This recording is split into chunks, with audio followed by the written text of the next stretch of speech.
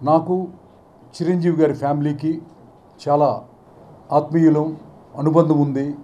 వాళ్ళ కుటుంబంలో చిరంజీవి గారికి నేను ఇందిరా అనే ఒక sensational all time record of south Indian film రాసిన వాడిని.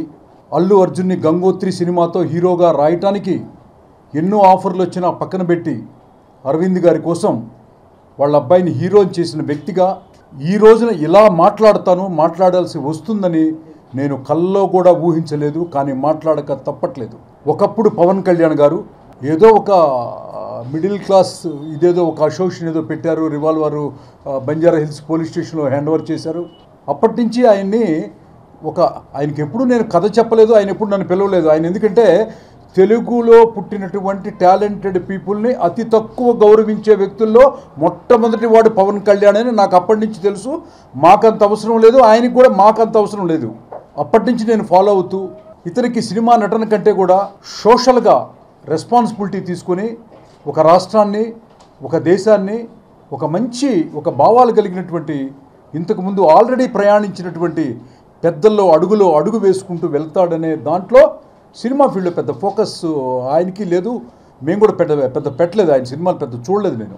సో కానీ నిన్న మాట్లాడిన మాటలు, ఇంతకుముందు మాట్లాడిన మాటలు ఏవో చిన్న పొరపత్యాలు ఉన్నా కూడా అవన్నీ పెద్ద కన్సిడర్ చేయగలిగినవి కాదు. కానీ కృష్ణా జిల్లాలో నిన్న మాట్లాడిన మాటలు, మొన్న మాట్లాడిన మాటలు, ఆయన ఏ పార్టీతో మిక్స్ అయిపోయి ప్రయాణం చేస్తున్నాడు అనేది నెక్స్ట్ చాప్టర్కి వస్తాను.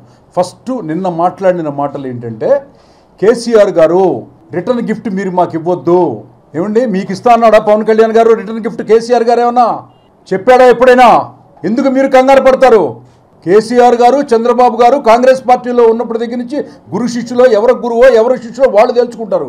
మీకెందుకండి గోక్కుంటారు వాళ్ళ సమస్యల్లో? ఇక్కడ నేను, నా కుటుంబం, నా పిల్లలు, నిన్నగాక మొన్న నా కూతుర్ని ఇక్కడ తెలంగాణలో ఉన్నటువంటి ఒక ఉన్నతమైనటువంటి ఒక మంచి ఫ్యామిలీకి ఇచ్చుకొని ఉన్నాము. అంతా మిక్స్ అయిపోయిన జనరేషన్ టుగెదర్.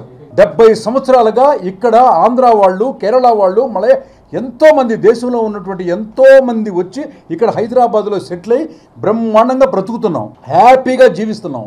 చాలా ఎంతంటే అసలు ఆంధ్రప్రదేశ్ వెళ్తే సఫకేటింగ్గా ఫీల్ అవుతున్నాను నేను ఇప్పుడు, మీ అందరి వల్లే కేవలం.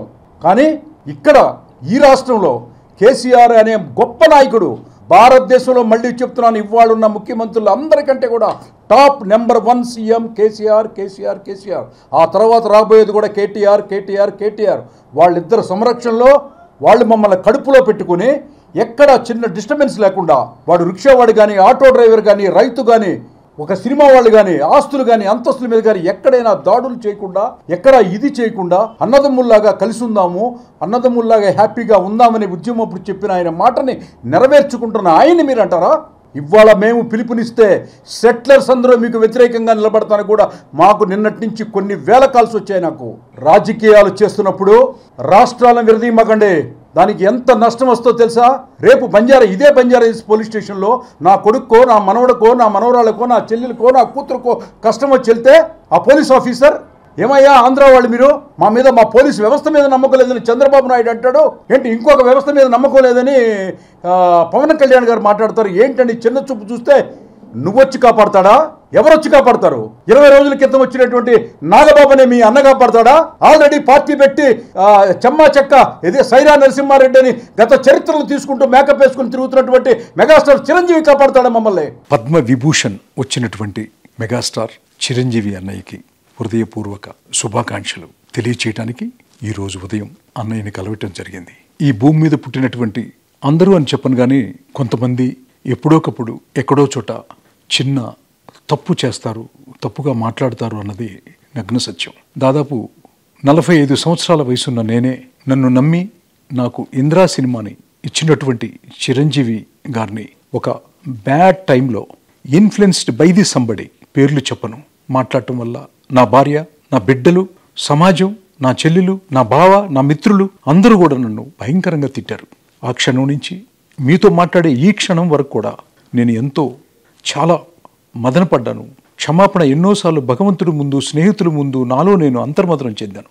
ఎప్పుడు అన్నయ్యని ఎదురుపట్టడం జరగలేదు.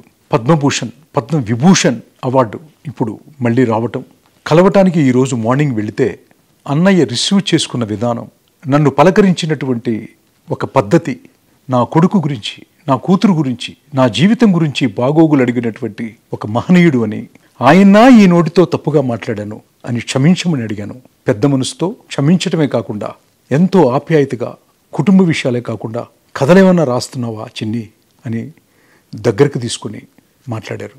అన్నయ్య, ఇంకెప్పుడు ఈ పెదాల నుంచి ఎవరిని తప్పు మాట్లాడనని మనస్ఫూర్తిగా మరొక్కసారి క్షమించమని అడుగుతూ, కలిసి పనిచేద్దాము, ఏమన్నా కథలుంటే చెప్పమన్నారు.